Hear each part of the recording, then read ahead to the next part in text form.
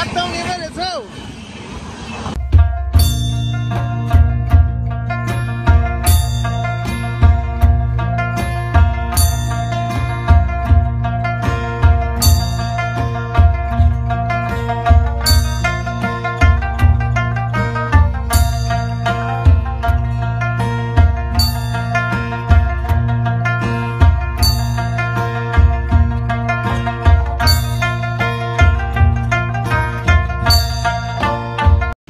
Hello, अहिले चाहिँ हामी यहाँ ठ्याक्कै यो मेची नगरपालिकाको 8 नम्बर वडामा छौँ है। हाम्रो प्रोग्राम चाहिँ भित्र भइरहेको छ। अहिले चाहिँ यस्तो गर्मी छ के आमामामामा। आजको मौसम पनि हेर्नुहोस् त, यहाँ बवाल गर्मी छ है। अब प्रोग्राम हुँदैछ लगभग 1.5 घन्टा भयो। अब यहाँ सके फेरि अन्त अरूको पनि प्रोग्राम छ, जानु छ। तपाईकोतिर चाहिँ कस्तो छ हौ गर्मी? चर्को छ यहाँ त आमामा। Please comment down below. अहिले चाहिँ यही युएनको चाहिँ आइएमओको प्रोग्राम हुँदैछ, अपडेट गराउँदै गर्छु। थ्याङ्क्स। ल, अहिले चाहिँ म यहाँ चन्द्रगढी एयरपोर्टमा छु। अब यहाँबाट चाहिँ यहाँ हाम्रो आइएमओको टोली र यहाँ चाहिँ हाम्रो स्टाफ चाहिँ यहाँ ड्रप गर्न आएको। अब यहाँबाट हामी चाहिँ फेरि ब्याक टु जान्छौँ होटल।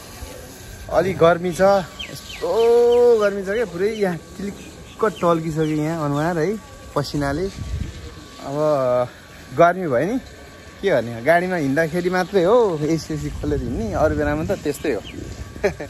बाहिर फिल्डमा हिँड्दा त गर्मी नै छ, तर केही छैन। एनिवे अब गर्मीमा गर्मी नै हुन्छ नि होइन है। ल, यहाँको अवस्था चाहिँ गर्मी एकदमै। अहिले चाहिँ समथिङ 1 घन्टा पछाडि मात्रै फ्लाइट छ। सो फर सो गुड, एकदम गर्मी छ। ल, चन्द्रगढीको अवस्था चाहिँ यस्तो छ, तर ग्रिनरी मजाले सजाएको रहेछ है। कस्तो यहाँको चाहिँ नेपालको ट्राभल एप भन्ने चाहिँ प्रयोग गर्दैछु यो ठाउँमा। अब म चाहिँ बाहिर निस्केको होइन। अब हामी चाहिँ फेरि गेट बाहिर जान्छौँ। गाडी अगाडि गइसकेको छ। गर्मी टु मच, गर्मीमा पनि सर्भाइभल गर्न सिकिरहेछौँ। यस्तै हो लाइफमा, अनेक एक्सपिरियन्स गर्नुपर्छ अनि मात्रै लाइफ हुन्छ। ल, एयरपोर्टको गेटबाट पनि बाहिर निस्किसक्यौँ हामी होइन। यहाँ सरहरू चाहिँ यहाँ गर्मी भएर मलाई नै वेट गरिरहनु भएको छ। अब हामी जान्छौँ है त। अहिलेको झापाको चाहिँ मौसम यस्तो बबाल छ है, पानी पर्न लागेको छ। ल हेर्नुहोस् त, यहाँ यस्तो बबालै छ क्या। ल, अब हाम्रो एकैछिनमा प्रोग्राम सुरु हुँदैछ। पानी पनि पर्छ होला, आज अलि शीतल छ होइन। हामी यतातिर चाहिँ यता काँकडभित्ता, यता चाहिँ चार आली, हामी यसको चाहिँ बिचमा छौँ। बवाल छ मौसम, सो फर सो गुड।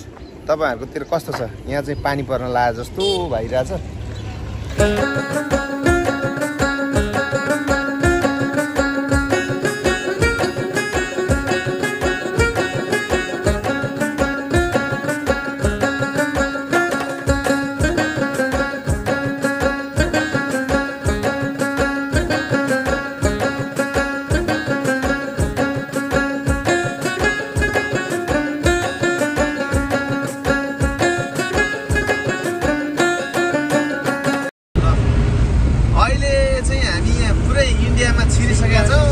सिलगढीको यात्रा भन्न मिल्दैन, यात्रा चाहिँ इन्डियाकै हो, तर सिलगढी जाने बाटो चाहिँ यही है। ल यस्तो छ है, ल यो बाटो पनि बनाउनु पर्यो यस्तो।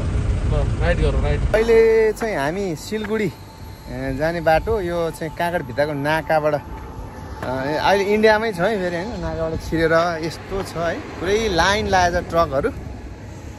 मौसम चाहिँ पानी पर्न लागेको छ, यस्तो छ मौसम। ल हेर्नुहोस्, पुरै यसरी फुलै फुल लाग्छ के, बबाल छ कि। ल तर इन्डियामा है यहाँ चाहिँ यस्तै विकास गरिदिनु पर्यो। बाटो पनि एकदमै बवाल छ है। ल कम छ त बवाल। अब यहाँ फेरि स्पिड बढी अलि विचार गरेर हिँड्नुपर्छ यो इन्डियाको रुटमा चाहिँ। बाटो ठुलो भएको भएर अहिले चाहिँ रेल आइसकेको छ है उताबाट है। बहुत स्पिड आउँदो रहेछ। ल हामी चाहिँ रेलको बाटोमा कुर्दै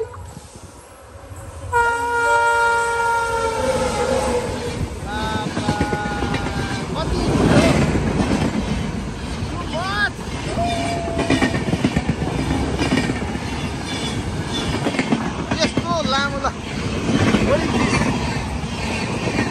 अट्टाउने पो रहेछ हौ रेल त। ल कति हेर त यहाँ बाबा। ल बाबाई रेल इन्डियाको। ल अहिले चाहिँ म यहाँ सिक्किममा छु है। यो ठाउँको नाम चाहिँ म पहिलोचोटि आएको भएर थाहा भएन। यस्तो बवाल पानी पर्न लागेको छ है। हाइवेमा छु है म यो है। के हो यो ठाउँ चाहिँ थाहा भएन है। एकदम झिलिमिली रमाइलो छ। नेपाल जस्तै लाग्यो मलाई चाहिँ। नेपालको पहाडी भेगतिर एकदम मिलेर बसेको है। अलिअलि पहाड सहाड सबै भएको भएर के मलाई चाहिँ राम्रो लाग्यो गाइस। तपाईँहरू पनि आउनु भयो भने कमेन्ट आउनु भइसक्यो भए कमेन्ट गर्नु होला। अहिले चाहिँ हामी यहाँ सिक्किममा छौँ है। सिक्किममा हामी यहाँ एभ्रीबडी सिक्किममा हामी छौँ।